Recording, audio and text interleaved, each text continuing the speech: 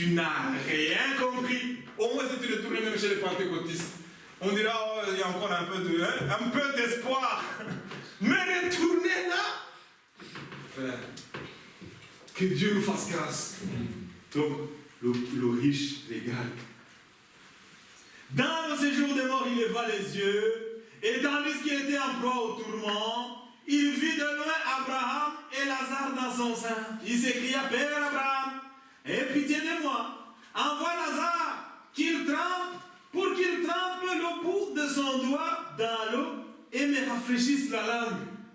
Tellement c'est des tourments là-bas, qu'il même une petite goutte sur la langue. Et bon, maintenant, il va se suicider. Allez, hop, saute les tâches. L'enfer garanti. Ah oui, l'enfer garanti. Tu vas sauter pour le mieux, mais c'est pour le pire. C'est pourquoi attachons-nous à notre Dieu. Ayons la foi en Jésus qui suscite la foi. Tu n'as pas encore la foi, prie Dieu, invoque Dieu. Dis Seigneur, j'ai envie d'avoir cette foi comme Lazare, que j'ai la foi, que je m'attache vraiment aux choses célestes. Attachons-nous aux choses d'en haut, non à celles d'en bas. Attachons-nous à ce qui est céleste. Attachons-nous à ce qui est invisible. Oh, ce n'est pas visible pour les humains, ce n'est pas visible pour le monde, mais c'est visible pour les croyants. Amen. Parce que les croyants, quand ils prient pour les malades sont guéris. Il y a même dans notre temps, des gens priaient pour les morts, ils sont ressuscités. Amen. Alléluia. Parce que Dieu reste Dieu. C'est lui qui fait vivre qui il veut, quand il veut, comme il veut. C'est pourquoi attachons-nous là-bas. Il regarde et dit non. Envoie Lazare même pour qu'il me rafraîchisse la langue. Car je souffre cruellement dans cette flamme. Les gens disent, ah, non, ils se sont trompés, il n'y a pas de flamme. La Bible écrit ce qui est réel, frère. Oh oui, dans cette flamme. Donc c'est encore pire. Tu as des soucis sur la terre, garde ta foi. Garde ta foi. Et confiance en ton Dieu. Regarde en ton Dieu. Nous avons vu avec la veuve qui avait des crédits.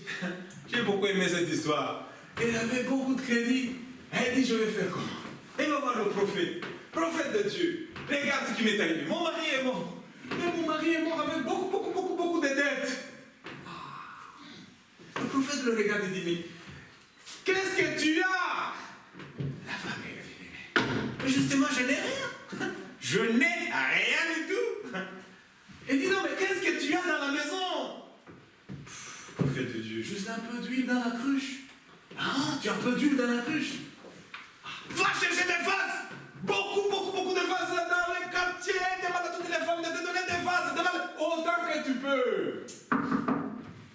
Elle n'a pas douté de la parole. Parce que c'est bien d'entendre la parole de Dieu. Mais il faut croire la parole de Dieu. Amen. Il ne faut pas douter. Est-ce que vraiment ça va se passer? Est-ce que vraiment je dois... Est-ce que je dois aller? Est-ce que je dois aller travailler au noir? Est-ce que je dois faire ceci? Non, frère, crois seulement. Crois. Et ça se passera. Elle a cru, elle est partie, elle a fait comme le prophète a dit. Et qu'est-ce qui s'est passé? L'huile continue à couler. Elle met dans les vases, premier vase, deuxième vase. Toutes les vases, elles étaient pleines d'huile. Alléluia. Elle va chez le prophète et dit, j'ai fait ce que tu as dit. J'ai beaucoup d'huile maintenant. Et le prophète lui dit, va et paye ta dette et le reste vis avec tes enfants. Dieu a payé sa dette et lui a donné même des provisions. Il est le même hier, aujourd'hui, éternellement. Cet homme Lazare était en paix. Il s'est reposé. Il s'écria, Père Abraham, verset 25. Abraham répondit, mon enfant, souviens-toi que tu as reçu des biens pendant ta vie et que Lazare a eu des maux pendant la sienne. Maintenant, il est ici consolé. Nous serons consolés. Il essuiera nos larmes. Mais regarde, tu ne pleures même pas. Il va essuyer quelle larme? Tu ne pleures pas? Tu es en souffrance? Au lieu de pleurer, tu vas je ne sais où. Tu vas à Tahiti à la plage. Non, pleure à Dieu. Tu vas à Tahiti à la plage. Tu reviendras. Ta boîte aux lettres là, elle sera encore plus pleine. Des lettres, des huissiers qui t'attendent. Et confiance à notre Dieu. vois là, je me suis dit, ça c'est, où tu vas boire? Les jeunes se disent, je vais boire, va boire. Va boire. Mais tu auras des maux de tête après. Après tu auras des maux de tête, tu seras malade. Ah oui. Et les problèmes de ta fille, c'est où là? Ils ne sont pas partis. Ils ont fait une pause. Mais nous cherchons la paix. Amen. La vraie paix que Christ donne. Amen. Il te donne une paix. Je me dis, comment? Mais comment ça se fait? Vous avez été éprouvés. Vous avez, mais vous continuez à sourire. Christ donne une paix que le monde ne donne pas. Que les choses de ce monde ne donnent pas. Des fois, vous le voyez, vous pensez, je vais vous donner un témoignage. Moi, ma famille, on devait être 7, on n'est que 2. 5 sont décédés. Et les gens se disent, mais vous êtes... Et je regarde ma mère, je dis, mais comment tu es toujours souriante? Tu as perdu 5 enfants. Je dis, oui. Parce que Dieu donne la consolation. Si Dieu donne... Frère, oui. Mais comment autant de souffrance? Oui. Mais Dieu donne la souffrance, mais il donne aussi le réconfort. Tu es éprouvé, mais il te console. Quand on voit quelqu'un qui est éprouvé, on le dit, oh, que le Seigneur te console. Ça, c'est la plus bonne prière, en fait. Le plus bon souhait. Pas les condoléances, je ne sais pas. Mais, frère, que le Seigneur te console. Ça, c'est bon. Ça, c'est le meilleur. Parce que c'est le seul qui peut consoler. Celui qui console. Et quand il console bien. Tu as une joie, tu as une paix, tu as une tranquillité. Peu importe, même si on te dit le monde s'écroule, tu es tranquille. Tu es tranquille. Ah non, mais alors, tu es tranquille. Tu ne bouges pas. Tu ne bouges pas. Il dit, mon enfant, Abraham, il dit, mon enfant, souviens-toi que il était dans les anges. Tu as reçu des dettes pendant ta vie. Lazare a eu des maux pendant la sienne. Maintenant, il est ici consolé et toi, tu souffres. D'ailleurs, il y a entre nous un grand abîme afin que ceux qui voudraient passer d'ici vers vous ou au-delà vers nous ne puissent pas le faire. Le riche dit, je te prie donc, Père, d'envoyer Lazare dans la maison de mon Père, car j'ai 5 frères. C'est pour qu'il leur atteste ces choses, afin qu'ils ne viennent pas aussi dans ce lieu de tourment. Aïe, aïe, aïe, aïe, aïe, aïe. Mais Dieu ne peut pas envoyer des morts. Non. Ah non, Dieu envoie et utilise des vivants. Dieu a ses serviteurs aujourd'hui. Aujourd'hui, il utilise des serviteurs, des hommes vivants. Si tu vois les fantômes, tu le chasses au nom de Jésus. Même frère tel que tu connais, tu vois, il est là, il prêche. Au nom de Jésus, pas sans démon. Oui, pas les morts, frère. Moïse, même s'il vient Moïse ici, on dirait Moïse, non. Non, Moïse. Ah non. Moïse, toi, tu es mort. Tu te reposes, va te reposer. Sinon, c'est l'esprit du diable. Allez, Satan, hors de nous. Ah non, mais il était un homme de Dieu que Dieu a utilisé. Il ne peut pas mourir. Si, oui, pourquoi pas. Il peut mourir. Il va se reposer. Ou il peut être enlevé, ça dépend de Dieu. Moïse, on n'a jamais vu cet homme. Que Dieu nous fasse grâce. Regardez cet homme, il dit envoie Lazare afin qu'il témoigne. Écoutez la réponse. Moi j'ai beaucoup aimé cette réponse. Abraham répondit, ils ont Moïse et les prophètes, qu'ils les écoutent. Amen. Amen. On a des prédicateurs, on a l'évangile, on a le message. Pourquoi on ne lit pas? Pourquoi on n'écoute pas? Pourquoi on n'est pas concerné? Parce qu'on est préoccupé par des choses de néant. Et si tu es préoccupé par des choses de néant, c'est que ce n'est pas pour toi. Mais si c'est pour toi, tu dois croire que Dieu est capable de te ressortir de n'importe quelle situation. De n'importe quelle situation. Regardez, Jésus dit quoi? L'homme ne vivra pas de pain seulement. Dieu est un Dieu fidèle. Nous voulons être de ceux qui ont confiance en lui. Matthieu chapitre 4. Alors Jésus fut amené, verset 1er, alors Jésus fut amené par l'Esprit dans le désert pour être tenté par le diable. Toi, tu ne veux pas être tenté, alors que lui, le Fils de Dieu, va être tenté par le diable. Mais nous voulons que pas d'épreuve, que tout soit parfait, que tout puisse aller bien. Non, il faut un peu de secousse. Un peu de secousse. Même regarde la pirogue, quand ils étaient dedans, Jésus s'est endormi. Le vent a secoué, les vagues se sont levées. Il fallait réveiller Jésus. Réveille Jésus. Il est dans la barque. Il est dans ta vie. Appelle Jésus. Au secours, Seigneur. Au secours, Jésus, nous périssons. C'est ce qu'ils ont fait. Et Jésus a menacé la tempête. Il a dit calme. Et tout était calme. C'est comme si rien n'était. Après, c'est comme si rien n'était. Donc, toutes les rumeurs, toutes les tumultes que tu voyais, du calme. Tu attends la prochaine vague. Ah oui, parce que tant qu'on est encore là, il y aura encore. Mais nous gardons la foi. Persévérons, persévérons comme on aime chanter. Persévérons, persévérons, persévérons parce que nous sommes. Regardez, il dit, après avoir jeûné 40 jours et 40 nuits, il eut faim. Ça, c'est le maître des maîtres. Il eut faim. Le tentateur s'est approché de lui et dit, si tu es le Fils de Dieu, ordonne que ces pierres deviennent des pains. Jésus lui dit, il est écrit, l'homme ne vivra pas de pain seulement, mais de toute parole qui sort de la bouche de Dieu. Pas seulement de pain. Oh, je dois courir. Oh, non, pas seulement le pain, mais de toute parole qui sort de la bouche de Dieu. Que la parole de Dieu soit notre absolu. La présence de Dieu, notre absolu. C'est pourquoi nous venons à temps au culte. C'est pourquoi nous nous attachons aux choses invisibles. Nous nous attachons à la communion fraternelle. Nous soutenons l'œuvre de Dieu avec tout notre être, notre présence, notre finance. Nous soutenons l'œuvre de Dieu. Parce que c'est le moment. Qu'est-ce que nous allons faire d'autre de précieux sur cette terre? Qu'est-ce que tu vas faire de plaisir? Tout est éphémère. Tout passe. Tout passe. L'homme riche pensait que c'était ça la vie. Mais qu'est-ce qui s'est passé? Il arrive de l'autre côté, il voit c'est différent. Il ne peut même pas retourner en arrière. Attends, je retourne un peu. Ils vont crier. Ah, il est en démon. Non, tu ne peux pas. C'est pourquoi aujourd'hui, pendant que nous sommes vivants, nous cherchons la face de notre Dieu. Aujourd'hui, pendant que nous sommes vivants, nous vivons pour notre Dieu. Nous vivons pour notre Dieu. Amen. C'est lui qui est notre absolu. Il dit, ils ont les prophètes. Ils ont Moïse et les prophètes. Qu'ils les écoutent. Tous ces écrits sont écrits pour nous. C'est pourquoi dans Hébreu, là où nous étions, retournons dans Hébreu chapitre 11.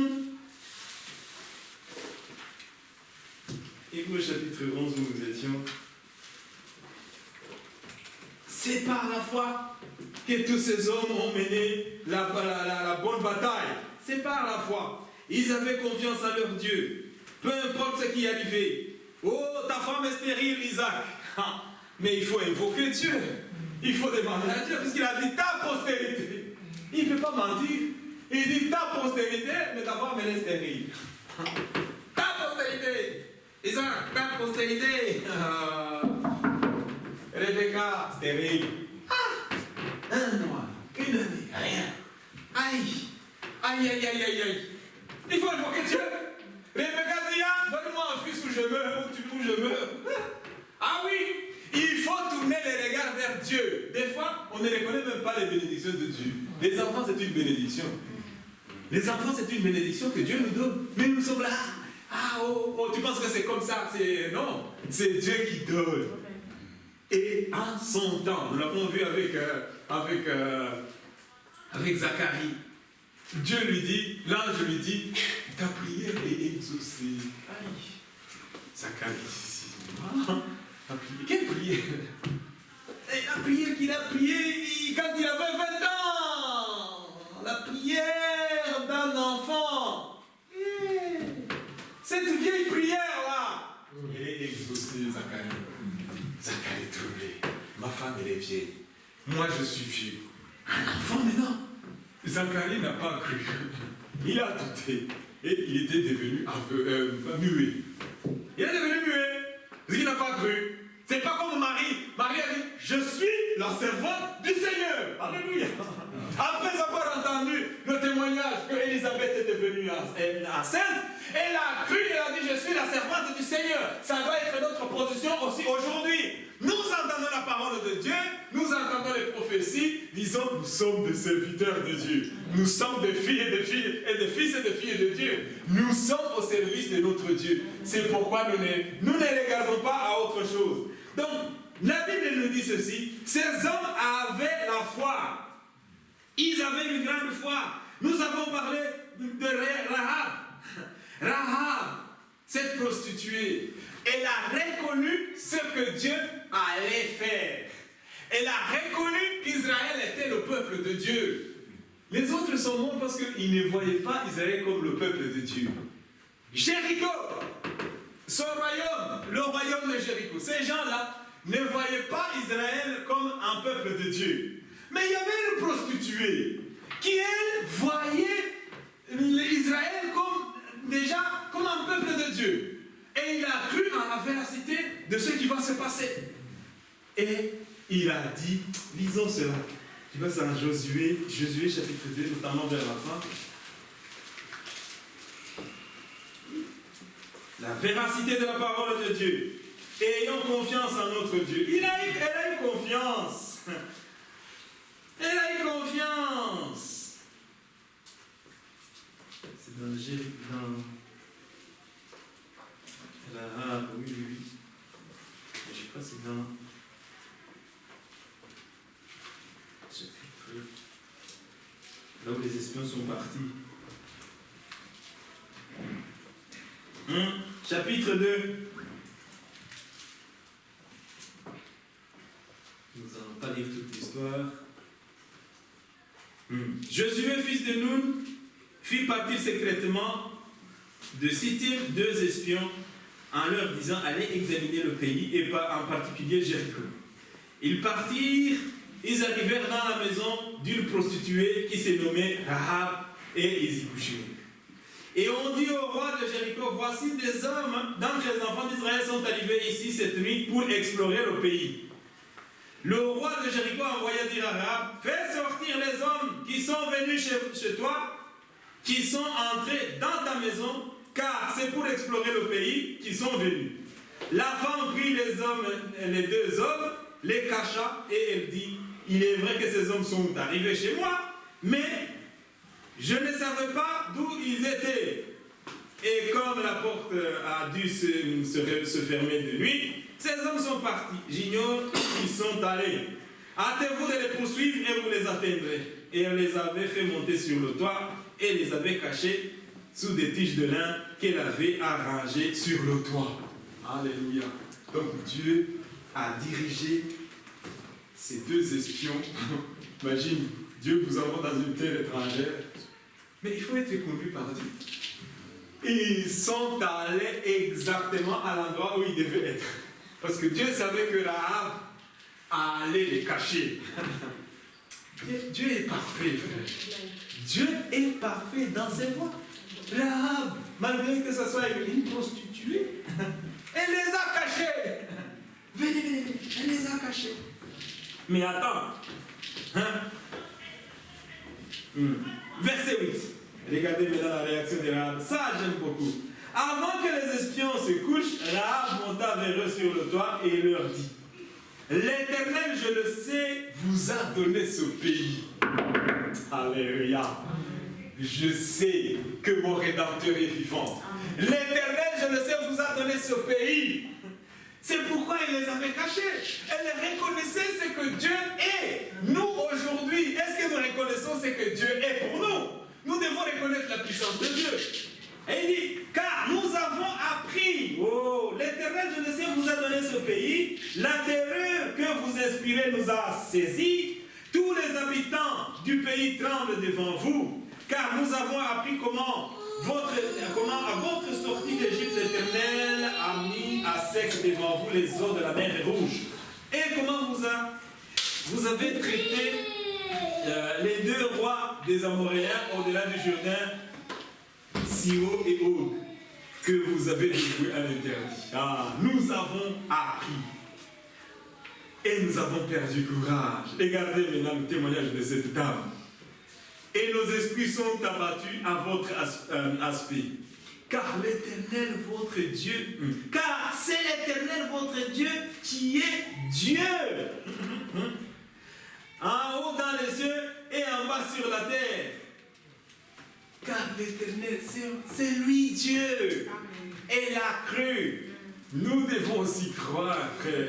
Cette Rahab, c'est pourquoi elle est citée dans la Bible, dans Hébreu. On parle de Rahab parce qu'elle a eu foi en Dieu. Et Dieu l'a sauvée à cause de sa foi. À cause de sa foi, elle a caché les espions. Elle a demandé qu'on puisse faire miséricorde à elle et à sa famille. Par son action, elle était sauvée, elle et toute sa famille. Alléluia. C'est pourquoi nous ne nous inquiétons même pas pour nos familles aussi qui ne sont pas encore sauvées. Si tu es en Christ, ce n'est pas seulement toi qui vas être sauvé. Toi et toute ta maison. Amen. Toi et toute ta famille, vous serez sauvés. C'est pourquoi nous ne nous inquiétons pas. Gardons seulement la foi. N'abandonnons pas la foi première. Ayons confiance en notre Dieu. Dans Hébreu chapitre 11, retournons encore un peu, et puis nous allons terminer. Donc la Bible rend témoignage de ces Rahab. C'est par la foi. C'est par la foi, verset 30, chapitre 11, verset 30. C'est par la foi que les murailles de Jéricho tombèrent et qu'on eut fait après qu'on eut fait le tour pendant 7 jours. C'est par la foi que Rahab, la prostituée, ne périt pas avec les rebelles, parce qu'elle avait reçu les espions avec bienveillance. Et que dirais-je encore? Car le temps me manquerait pour parler de Gédéon, de Barak, de Samson, de Jephthé, de David, Samuel et des prophètes, qui par la foi vainquirent des royaumes, exercèrent la justice, obtinrent des promesses, fermèrent la gueule des lions. Nous connaissons toutes ces histoires. Daniel dans la fosse aux lions, les lions ne l'ont pas mangé. Les 3 Hébreux dans le feu, et le feu ne les a pas brûlés parce que Jésus-Christ était présent. Bien-aimés, ayons la foi. Et pourquoi nous avons lu le premier verset de chapitre 12? Nous aussi donc, puisque nous sommes environnés d'une si grande nuée de témoins, rejetons tout fardeau. Donc tous ces témoignages sont là pour nous. Tous ces écrits sont là pour nous. Cette Bible est là pour toi, mon frère, ma soeur. C'est pour que tu puisses la voir comme ton comme témoignage. Que tu aies le témoignage de Moïse, que tu aies le témoignage de Job, que tu aies le témoignage de tous ces saints que Dieu a utilisés. Ils ont vécu avec Dieu. Ils étaient des vainqueurs. Ils étaient obéissants jusqu'à la mort. Les apôtres ont été sciés. La Bible le dit ici. Verset 37. Nous pouvons même commencer à partir du verset 35. Chapitre 11, verset 35. Des femmes recouvrèrent leur mort par la résurrection, d'autres furent livrées au tourment et n'acceptèrent point de délivrance afin d'obtenir une meilleure résurrection. D'autres subirent des moqueries, le fouet, les chaînes, la prison. Ils furent lapidés, verset 37, ils furent lapidés, sciés, torturés. Ils moururent tués par l'épée. Ils allaient ça et là, vêtus de peaux de brebis et de peaux de chèvre. Écoutez, des nuées de tout, persécutés, maltraités. Ils étaient maltraités, mais ils n'ont pas abandonné. Ils n'ont pas abandonné jusqu'à la mort. Nous arrivons dans ce temps aussi où peut-être quand on voit comment ça avance, peut-être que nous aussi on va nous faire des histoires. Là, à l'allure où ça va, nous devons vraiment garder la foi. On dit qu'on va interdire la Bible. Frère, si tu connais même pas, tu ne lis même pas ta Bible, comment tu vas faire? Tu connais même pas ta Bible. Mais le frère Richard va lire la Bible. Non. Il faut que toi, tu aies cette Bible-là. Parce qu'un jour, on viendra prêcher ici sans la Bible. Ils vont nous dire non, la Bible n'est plus permise. Nous allons faire quoi? Il faut que nous puissions connaître la parole de Dieu à nous. Maintenant, si on est à l'interdit, allez, toutes les réunions où on a la Bible, fini. Oui, vous allez faire quoi? Nous allons faire quoi? Que nous puissions vraiment, mais non, c'est encore jour de grâce, que nous puissions maintenant aujourd'hui chercher la face de Dieu, que nous soyons remplis du Saint-Esprit, que nous soyons baptisés du Saint-Esprit. Tu n'es pas encore baptisé du Saint-Esprit, c'est le moment aujourd'hui de dire, Seigneur, je vais te baptiser du Saint-Esprit. Seigneur, je vais être conduit par toi. J'ai écouté ta parole. Oh, j'ai tant écouté ta parole. Aujourd'hui, c'est le moment de la mettre en pratique. Je vais mener une vie de sainteté. Je vais mener une vie où je te suis, toi, le seul maître. Nous voulons que Dieu soit notre absolu. Quand Christ est ton absolu, tu ne craindras rien. Christ était l'absolu de frère Branham. Les gens parlent de Branham, mais le frère Branham marchait avec Dieu. Il écoutait ce que le Saint-Esprit lui disait. Si le Saint-Esprit lui a dit, avant que tu puisses prier pour cette telle personne, il faut qu'il y ait un homme avec une veste rouge, etc. Une veste noire. Il voyait la salle, comment elle est disposée. Quand il voyait encore des chaises vides, et il continuait à chanter. Crois seulement. Il continuait à chanter jusqu'à ce que tout le monde soit en place. Et quand tout le monde est en place, parce que personne ne doit rater, personne ne devait louper. Et ces expériences que nous avons entendues, des jambes qui poussent, quelqu'un qui entre dans la salle, il n'a pas de jambes, la jambe pousse. C'est une réalité dans notre temps. Du temps de Jésus, ça s'est passé aussi.